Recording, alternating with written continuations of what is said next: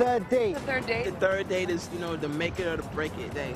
Most guys expect us to give it up on the third date. The third date is the hot and heavy date. Definitely the sex date. The third date, it's a magical date. Third date, you pretty much make it or break it.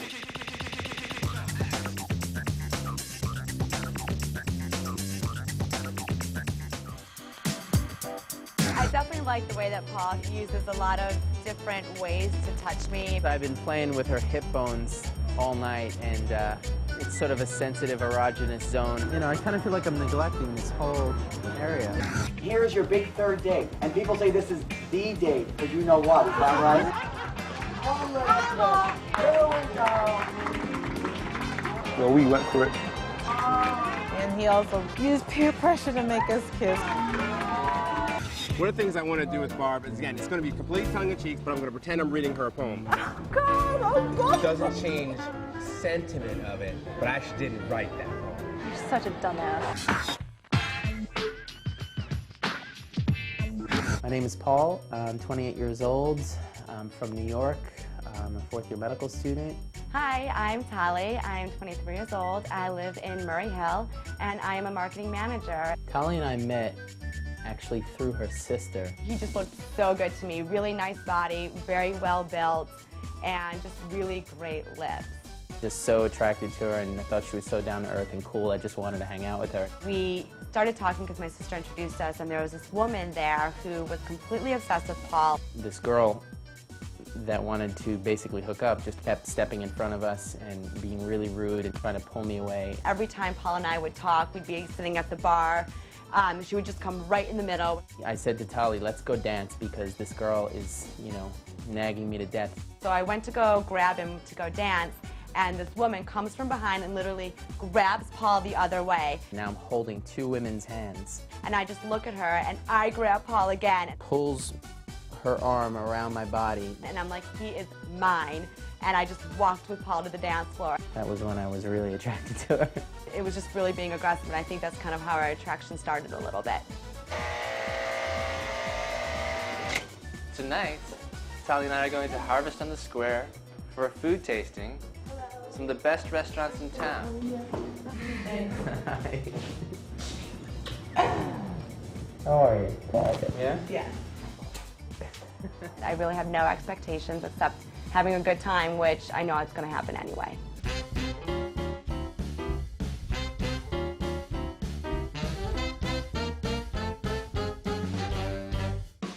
What normally attracts me to a woman is her style, the way she perceives herself.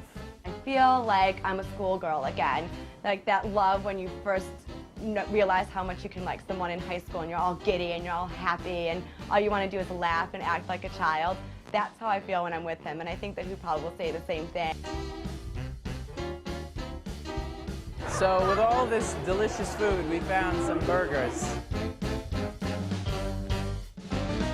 It's okay for me to say, when can me and you have our first date?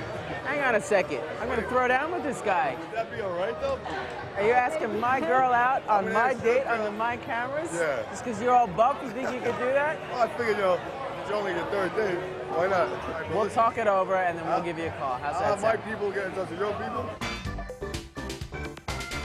I was feeling really frustrated because I wasn't connecting with her, and there was just too many people around, and the chaos and the lack of intimacy. And we were standing right next to that big, beautiful cello, and I was just like, let's dance. And as soon as we got out there, it was just felt really comfortable, felt really natural. Like we had danced hundreds of times before. That was only the second time we danced together. So there's definitely something going on there. I think that's the one thing that really connected us together. He is such a good dancer. He's a really good leader, and I'm hoping that I'm a good follower. And we just had a really great dance sequence together, spinning and turning and dipping. Had a really fun time. It's an added bonus to who he is because he's such a great person to begin with, that he's a good dancer and that he knows what he's doing. Very confident. Okay, here comes our move.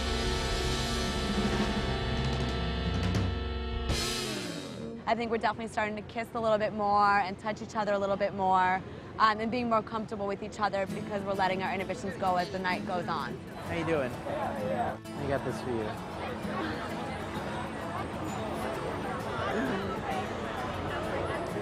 had to steal that, I just want you to know. Talia and I have a very high amount of chemistry. It's very intense, and we're very open and honest with our feelings about each other. You know, I kind of feel like I'm neglecting this whole area. Yeah, there's this whole area Very that neglected. you, yeah. I've been playing with her hip bones, what we call the iliac crests, all night, and it's sort of a sensitive erogenous zone, and then the flower sitting right there was very exciting. Let's go. Okay. I definitely like the way that Paul kind of uses a lot of different ways to touch me, and I find that just very sweet and romantic.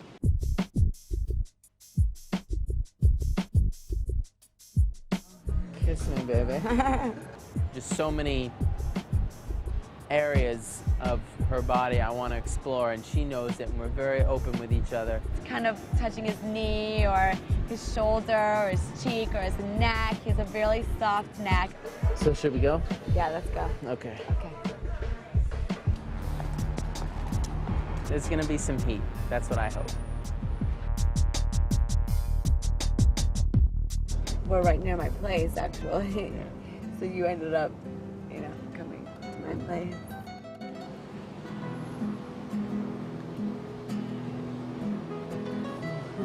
Definitely got lovey-dovey in that we wanted to hold each other and kind of didn't want to break away.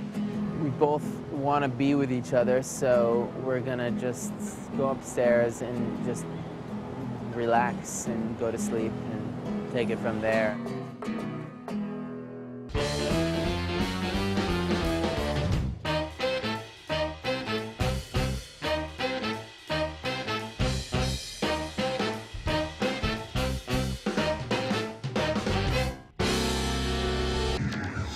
My erogenous zones are my lips, my neck, my stomach, everywhere else. Pay attention to a woman's needs in bed. That would be a huge tip. And practice makes perfect. It was a comedy. They improvised different songs. It's almost like a Whose Line Is It Anyway type environment. I am so happy to be here as part of your third date. If she doesn't put out, I will. There are a few things about her that you kind of have to get used to. She can be somewhat of a hypochondriac. She also can be a little bit neurotic sometimes. So wait, does this look weird? Maybe I should wear the other one. Okay, I'm gonna have to change again. She's also a little bit on the klutzy side.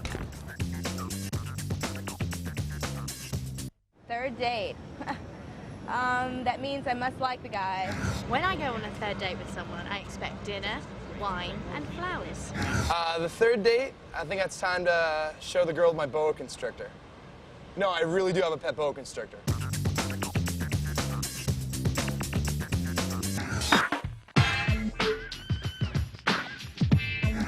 Hi, my name is Kimber. I'm from Brooklyn, New York, and I'm about to go on my third date with Andres. Hi, I'm Andres. I'm 31 years old. I'm a handyman in New York City, and I'm getting ready for my third date with Kimber.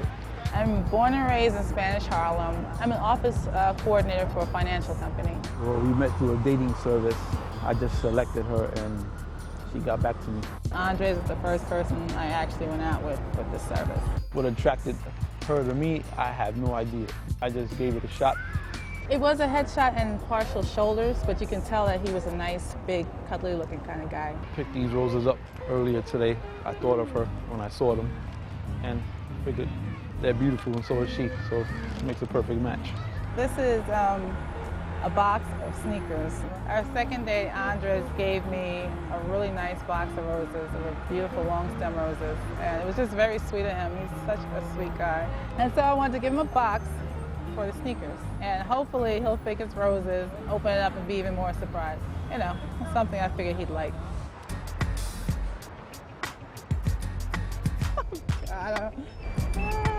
Hey, I was just talking about you. Oh, you were talking about me. We're in a cab right now. Okay, so you're on your way. We're on our way. Hey, we're at the restaurant. We're waiting for you. Okay, I'm coming. I'm sorry. Talk to you later. Okay. Bye, babe. That was Andres. Wondering where I am. It's 6:32 and I'm late. Let's go get a table. Table for two, please.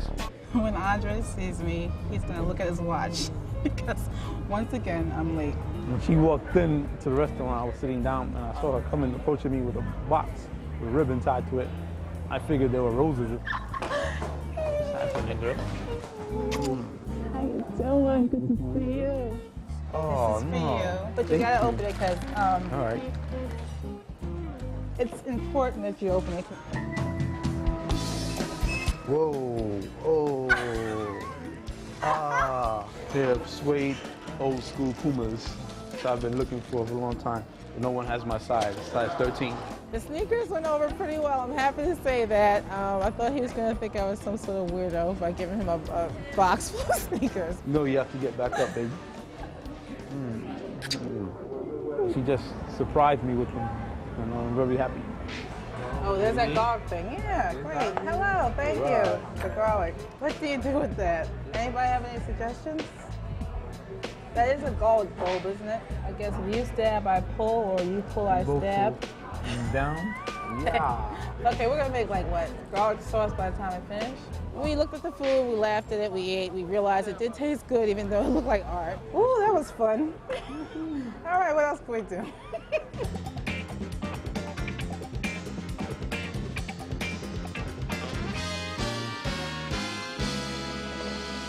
Whoa, look at you. I'm gonna hang out with you from now on.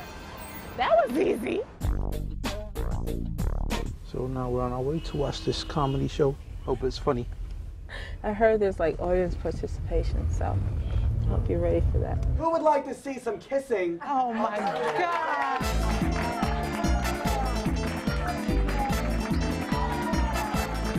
The actual show that we just saw, it's kind of hard to describe. What it was is there's a fishbowl, and I guess people put their different requests in. It's almost like a Whose Line Is It Anyway type environment. How you doing? Do you color your hair? A lawyer? That's a joke.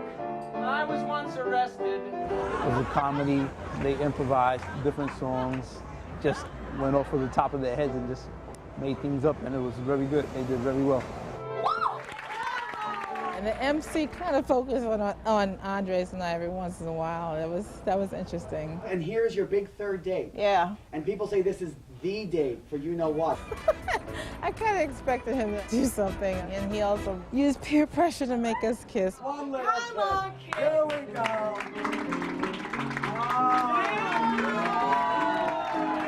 No one expected, us to kiss that way, but I just went for it. Well, we went for it. That was a good show. I mean, Show was interesting. I didn't expect it to be like improv like that. That was really funny. It kind of reminded me of what's that show? Whose Line Is It Anyway? Hopefully, we'll be a lot closer than we are now, and let's hope we can take the relationship further. Going back to Brooklyn, Mom. I'm not going to stay in the Bronx. It was a good date. I think there'll be a date number 4.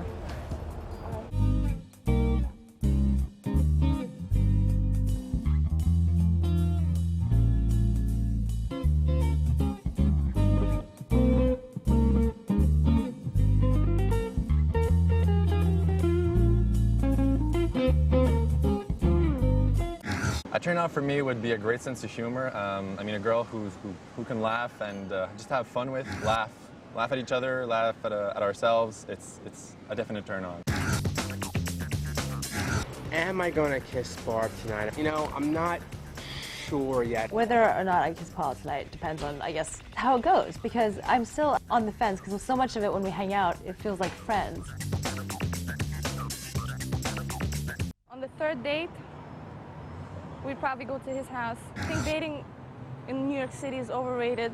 I'm tired of the bar scene. No good men whatsoever. There's no single man left in New York City. I'm gonna have to move.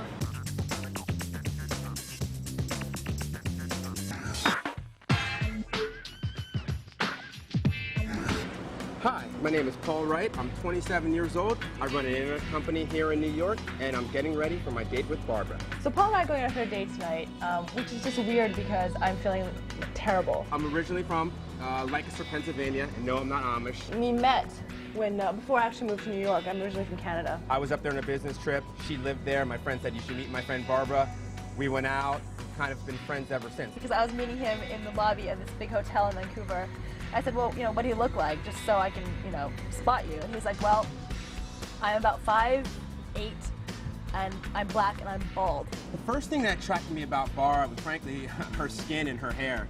She's gonna kill me for saying this, but she has like stripper skin. It's super, super smooth. Given the fact that it's not feeling very well, this is all taking me that much longer. There are a few things about her that you kind of have to get used to. She can be somewhat of a hypochondriac. Yes, I called Paul and I told him that I was feeling disgusting. She also can be a little bit neurotic sometimes. So wait, does this look weird? Maybe I should wear the other one. Okay, I'm gonna have to change again. She's also a little bit on the klutzy side.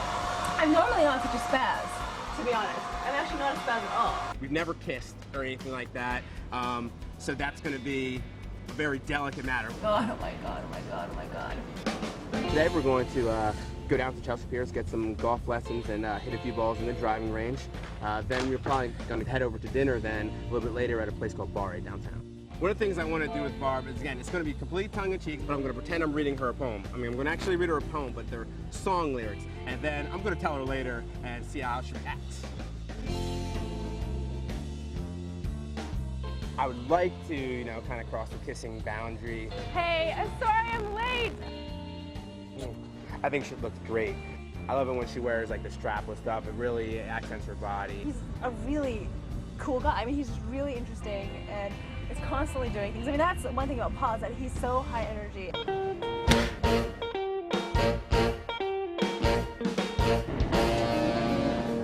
The golf instruction today was absolutely outstanding. Alan, our instructor, just by showing me a grip, has completely changed the way I'm now going to be playing golf. Definitely feels better. My golf game was horrible. It was very frustrating. I don't know, I mean, I just could not stop swearing. It was terrible because I couldn't get my swing right. I couldn't get any of it right, it seemed. But I mean, it was definitely a great learning experience. Performance anxiety. It's performance anxiety. I know, I'm saying good job.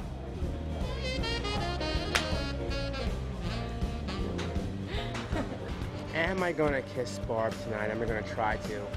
I'm not sure yet. We'll see what happens at dinner. Whether or not I kiss Paul tonight depends on, I guess, how I feel physically and how it goes. Because I'm still, on the fence, because so much of it when we hang out, it feels like friends.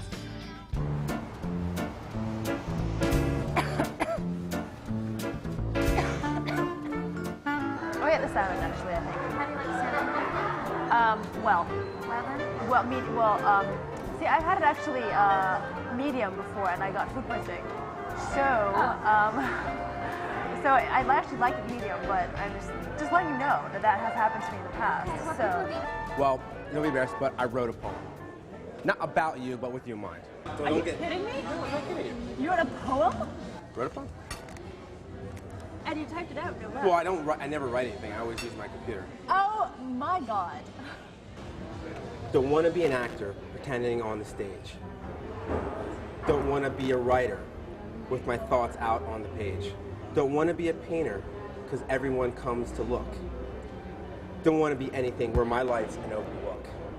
A dream, it's true, but I would see it through if I could be wasting my time with you. Oh God, oh God, oh God. When I read the poem for Barb, she was absolutely, I think, just embarrassed, which didn't surprise me. That's very much her personality. She's throwing my hands over her face, like, oh my God, oh my God, oh my God. The whole poem thing, I was like, spare me. Normally I would have thought it was amusing, but right now I know I'm coming across as some sort of evil person who has no sense of humor. Because that's how I'm feeling. Did you hate it? It was Did you like nice. it? Did you It was very nice. I'm feeling somewhat mortified. I don't know why. Why are you mortified? What are you mortified about? I hope you don't expect me to respond in kind. This doesn't change sentiment of it, but I actually didn't write that poem. You're such a dumbass. Where'd you get it from? It's one of my favorite songs. That's so cheap. That is so cheap. I was tongue-in-cheek. I was kidding around. That's so cheap. I can't believe it. I can't believe you bought it, is what I can't believe. I don't know. You bought it 100%. Like, oh my God. I cannot believe I fell for that crap about him writing this poem and then being told that he didn't actually write it. But I told Barb the truth that the poem wasn't mine. got a little bit more upset than I thought she was going to get. And there, Paul, I was actually going to write a limerick for you or a haiku. No haiku for you. I will all one I can day. say. I will. I'm not feeling very well right now, so in terms of things that bugged me tonight, everything bugged me. I mean, he's a really sweet guy, but like, I just wasn't in the mood for like anything. The only thing that happened tonight that made me doubt if I wanted to be with her long term was really how she couldn't adjust to being ill or being under the weather. I'm going home. I'm going home in a cab by myself. I don't want to even be in a cab with anybody. I just want to go home by myself. I hope Paul would want to stay friends if I didn't want to get romantically involved, because he is a fabulous guy, and I think any woman dating him would feel very lucky. I think she thinks of me as a very good friend, and that she may want to explore a little bit further if there's something there, but with the base always being the friendship that we've shared for a while.